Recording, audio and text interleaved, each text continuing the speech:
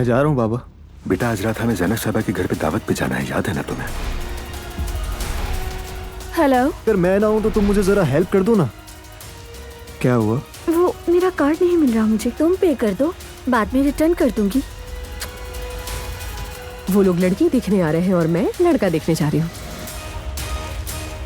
वैसे मैंने तुम्हारे लिए एक छोटा सा तोहफा लिया है। बहुत खूबसूरत है।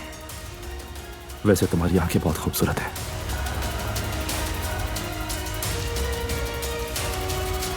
दरअसल मेरा इवेंट ऑर्गेनाइजेशन का काम है। तुम शादी करना चाहती हो? बिल मंगवा लेते हैं।